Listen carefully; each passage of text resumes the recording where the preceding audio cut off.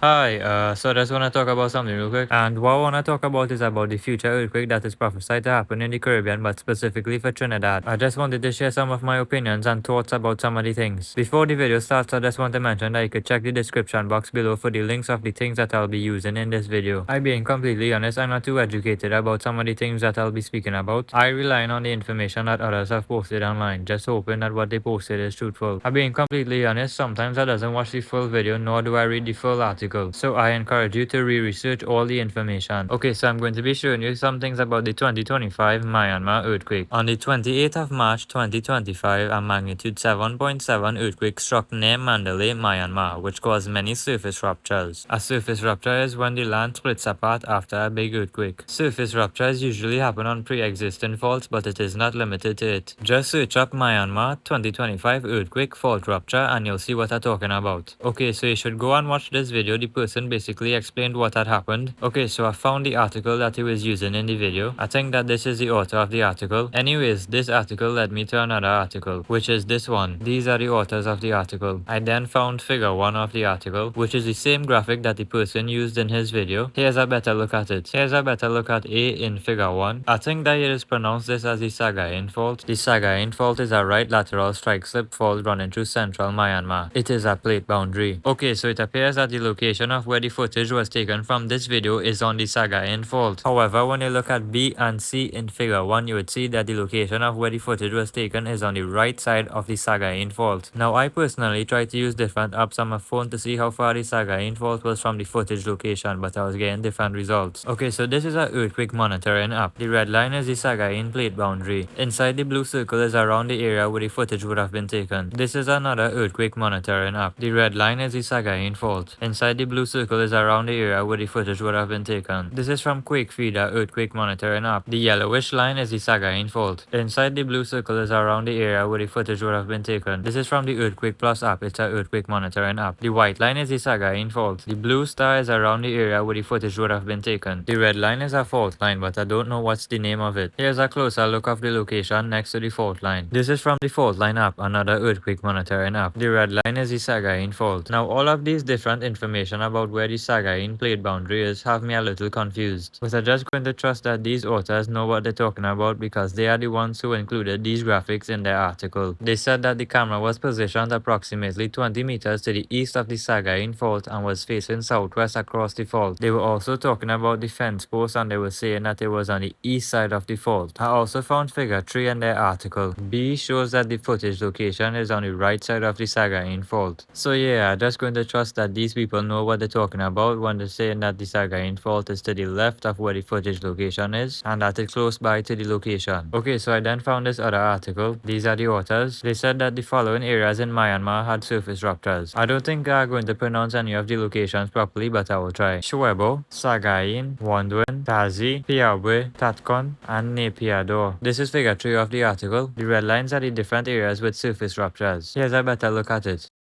Okay, so now let's look at the location of where the earthquake originated. Before we do that, let's take a short look at this article from USGS. USGS basically doesn't recognize the Sagaing fault as a plate boundary, so I won't be using their interactive map. Here's a screenshot of an interactive map from another website. The purple dot is the earthquake's epicenter, and the blue line is the plate boundary. I will be using GeoHack to get the coordinates of the earthquake's epicenter. Here's a screenshot from Google Maps. Okay, so now I'll be using the measure distance feature on Google Maps to measure the distance of the earthquake's epicenter to the Sagaing area. Okay, now I'll be checking it from Mandalay. Okay, so now I'll be measuring the distance from the location of the earthquake's epicenter to the location of where the footage was taken. Okay, so now I'll be measuring the distance from the location of the earthquake's epicenter to Nepiador. Okay, so now I'll be measuring the distance from the location of the earthquake's epicenter to Mayola. Okay, so take note of these distances. Okay, so you can check out this channel on YouTube. It has multiple videos of different locations in Myanmar being affected by the earthquake. You should check out this playlist from them. It has different videos of the destruction caused by the earthquake near the epicenter. They also have a separate playlist showing the destruction of the earthquake in different places in Myanmar. Then they have other playlists showing the destruction caused by the 2025 Myanmar earthquake in different countries. You could also check out this video. It shows you the destruction caused by the earthquake in Nepiador. Okay, so remember that it was on the 28th 28th of March 2025 when this earthquake happened in Myanmar. By the 12th of April 2025, 468 aftershocks were recorded. Some of the magnitudes of them ranged from 5 to 5.9. Okay, so now we'll be looking at the 2025 Afghanistan earthquake. We'll be using this article. On the 31st of August 2025 at 11:47 p.m. a magnitude 6 earthquake struck Afghanistan. Okay, so now we'll be looking at it using USGS. The golden star is the earthquake's epicenter. That thin reddish line to the bottom of the screen is the plate boundary. Okay, so now I'll be using the measure distance feature on Google Maps. I'm measuring the distance of the earthquake's epicenter to Kunar. Okay, so now I'll be measuring the distance of the earthquake's epicenter to around the area of Nangarhar. Okay, so now I'm measuring the distance of the earthquake's epicenter to Matadara. Okay, so take note of these distances. You can check out these videos on YouTube. They show the destruction caused by the earthquake in Afghanistan. It is reported that there were at least 18 aftershocks. Okay, so now let's look at the earthquake that happened in Cebu. We're gonna be reading from this article. On the 30th of September 2025 at 9:59 p.m, a magnitude 6.9 earthquake struck off at the coast of Bogo City in Cebu, which caused disturbances and destruction in different areas. Here's a map of the earthquake from USGS. The golden star is the earthquake's epicenter. The thin reddish line is the plate boundary. Okay, so now I'll be using the measure distance feature on Google Maps. Now I'm measuring the distance of the earthquake's epicenter to Danbantian. Now I'm measuring the distance of the earthquake's epicenter to San Remijo. Now I'm measuring the distance of the earthquake's epicenter to Bogo City.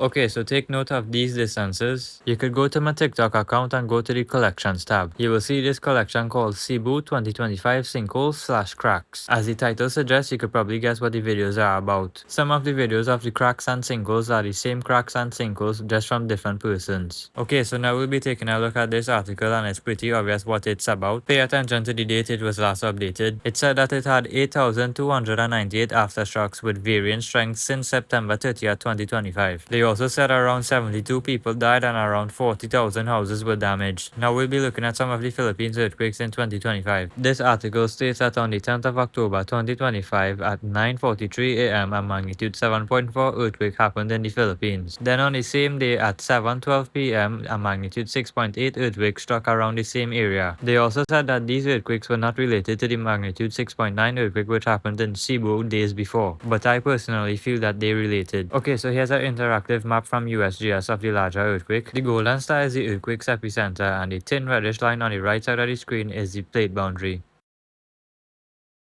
This is a look of the smaller earthquake from USGS. The golden star is the earthquake's epicenter and the thin reddish line on the right side of the screen is the plate boundary.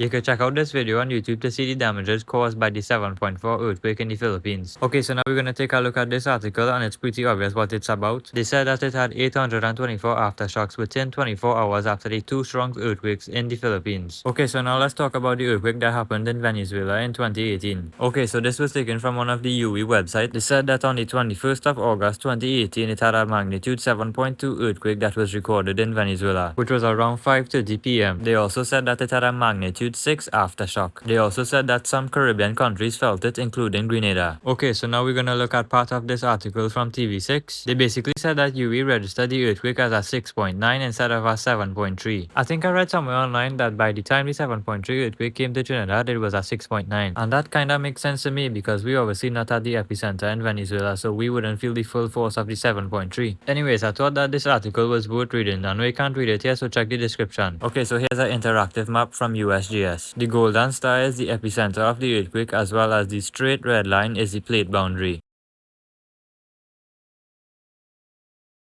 Okay, so here's an interactive map from USGS of the aftershock. For some reason, they recorded it as a 5.8. The golden star is the epicenter of the earthquake and the straight red line is the plate boundary.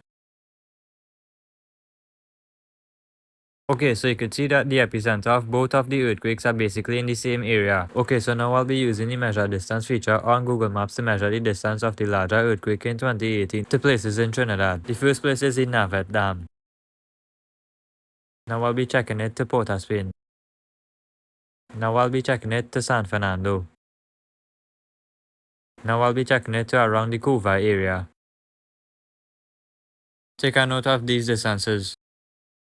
Now, even though I am a citizen of Trinidad, I'm not going to pretend like I know, but judging from the satellite image of Trinidad, it's only the eastern and part of the northern side of Trinidad that's heavily populated. That is one of the reasons why I checked the distance of the eastern part of the country alone. Okay, so I wasn't finding much videos of destruction for these earthquakes in Venezuela, so I'm just going to leave it out. Okay, so you could search online Trinidad earthquake 2018 and you'll find videos about how the earthquake affected us. But just make sure you're on the videos tab. Okay, so this video caught my attention. It captures a small landslide into the sea from a tiny island. And here's like an aftermath video of it. Okay, so if you didn't know, off of the northwestern coast of Trinidad, it have a lot of tiny islands. And I think the one in those videos is Little Gasperi. Okay, so we're looking again at this article from UE. They said that there were 32 aftershocks after the 7.3 earthquake. I don't know if that's including the 6.0 aftershock. And they also said that other Caribbean islands felt it, including Grenada. Okay, so here's my little experience with this 2018 earthquake off of the coast of Venezuela. I was still going to school during this time, but the school term had ended and I was on vacation. I used to wake whole night playing online games with my friends, so I would wake the whole night and sleep in the day. Now I remember that I was on the bed, and if I remember correctly, I had gotten up a little while before. I think I remember hearing my mother saying like an earthquake happening from the living room. So she came to the room, opened the door and stood underneath the doorway. I remember just sitting up on the bed and just watching she while the earthquake happened. Both of us were pretty calm, we wasn't panicking or anything like that. Okay, so the movement of the earthquake wasn't a constant feeling like how a vibrator gun does feel. It was as if it was on a boat on the sea, just rocking up and down slowly. At least that's the way that I remember it. Okay, so now we'll be looking at the faults of Trinidad. Okay, so we'll be taking a look at this article from Trinidad Music. This graphic is all that we'll be using from the article. Okay, so I feel lazy, so I'm just going to be using the AI generated results. The L pillar fault system is a right lateral strike slip type of fault. The central range fault is a right lateral strike slip type of fault. The central range fault and the warm springs fault is basically the same fault, it's just that one part of it offshore. The point radix fault is a right lateral strike slip type of fault. The point radix fault and the Darien ridge fault is basically the same fault, it's just part of it offshore. The Los Bajos fault is a right lateral strike slip type of fault. You could also check out this website. It has an interactive map of the faults of Trinidad, including ones that I didn't list, but I don't know how accurate this website is. Anyways, Trinidad is sitting on a transform plate boundary. Okay, so now I just want to share one of my earthquake dreams from this video. This is the timestamp of the video, so you could go and listen to the dream. Okay, so this is a very short overview of that dream. That dream was about earthquakes happening before the tsunami hit Trinidad. Okay, so the dream started as if it had a major earthquake beforehand, because I remember seeing something like a sinkhole when I was being driven home. Okay, so the second most notable thing that happened in the dream is that I remember saying in the dream that an earthquake was going to originate within the land of Trinidad. And the last notable thing that happened in the dream is that when I was gathering supplies at home, at least 2 earthquakes happened before the tsunami came. I don't know where any of these earthquakes happened, nor do I know their magnitudes. I also don't know which direction the tsunami came from, nor how high it was. Okay, so now let's assume that the dream is real, that the events is going to happen exactly like how it happened in the dream. I'm saying it again, this is just assuming that the dream is real. Okay, so the first thing I could expect is at least one biggish earthquake that happened before, but I don't know what time and what date. Now that earthquake would have had to been a pretty big one, because I remember seeing sinkholes, so you could expect to see sinkholes. Okay, so the next thing is that I was seeing in the dream a mega earthquake is going to originate in the land of Trinidad, but I don't know where and when. Okay, so remember in the research that I did earlier in the video of Myanmar, here's a graphic showing the surface ruptures in different locations in Myanmar. These are the different locations in Myanmar and their distances from the earthquake's epicenter. Here's both of them together. Okay, so this is me calculating the length of the plate boundary that Trinidad is lying on. I used the Earthquake Plus app to see the location of where the plate boundary was. I then went to Google Maps and dropped a pin where the plate boundary was starting on the shore. I then used the measure distance feature on Google Maps and I brought it to the other end of where the plate boundary was ending on the other shore, on the opposite side of the map. The total came up to about 52 kilometers. Okay, so remember that the Sagaing plate boundary is basically the same type that Trinidad is lying on. Okay, so if a mega earthquake or even any earthquake that originates within the land of Trinidad, I suspect that it could cause surface ruptures and definitely it could cause sinkholes. It could even cause destruction to poorly developed buildings. Who knows, maybe if it's an actual mega earthquake like above a magnitude 9, it could probably cause the entire land to split apart where the plate boundary is, and by other faults too. Okay, so the next thing is still keeping on the point that the earthquake will originate from within the land. Remember I told you all to watch this video? It was about a landslide on a tiny island off of the coast of Trinidad. The landslide was caused because of the 7.3 earthquake in Venezuela. Okay, so I'm using the measure distance feature on Google Maps to measure the distance of the 7.3 earthquake epicenter in Venezuela to the little island off of the coast of Trinidad. Okay, so I'm using the Earthquake Plus app. The brown line is the plate boundary and the red line are faults. Here's around the area of the epicenters of the 7.3 and 5.8 earthquakes. Okay, so here's where the little island is. Okay, so using the Quake Feed app, the red lines are faults. Here's around the area of the epicenters of the 7.3 and 5.8 earthquakes.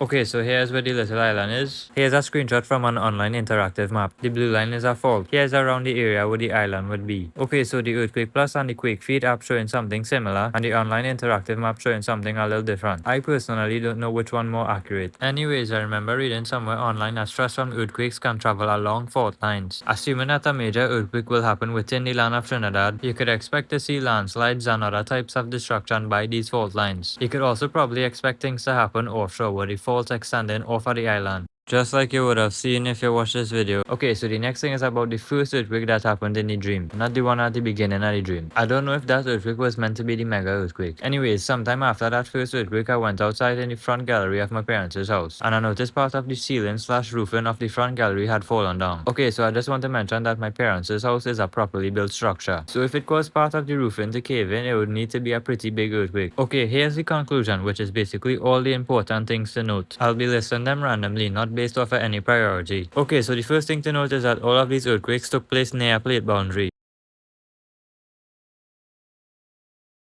The second thing to note is that after all of these major earthquakes, there were multiple aftershocks. These aftershocks could be in the tens or the thousands, as well as these aftershocks could vary in magnitude. It could be in the ones or the sixes. For example, look at Cebu. They had an earthquake on the 30th of September 2025. Then in an article that was last updated on the 7th of October 2025, it said that they had 8,298 aftershocks with varying strengths. And these aftershocks have nothing to do with the two Philippines earthquakes in 2025 because they happened 3 days after that article was last updated. Okay, so the third thing to note is that if you have poorly built structures, magnitude 6 earthquakes could destroy them. But that kinda depends on the depth of the earthquake and how far it is from the epicenter. If you watched this video, then you would have seen what magnitude 6 earthquakes could do to poorly built structures. And you know a lot of people in the Caribbean that have wooden houses without solid foundations. The fourth thing to note is that landslides, sinkholes, and surface ruptures are possible, especially when bigger earthquakes happen. The fifth thing to note is that it doesn't need to be the end of the world for these natural disasters that happen. Some people just feel that it could only happen to their country when it's the end of the world, especially some Trinidadians because they feel that God is a Trini and nothing bad could happen to Trinidad. Okay, so now we're basically at the end of the video. Okay, so this is a quick reminder that I'm not saying that Jesus telling me that these things going to happen. I's not a teacher and I's not a prophet. This is me just piecing together information that I have researched online, and I'm being completely honest, sometimes I doesn't do the full research, so I might get some things wrong. This is why I just encourage all you to do all your own research. So don't be panicking, don't be losing all your mind, just calm down and do all your research and see if what I'm talking making sense. Anyways, you could watch this video to help you tie in and remember all the information. Okay, so that's about it for this video, and anyways people, Jesus bless.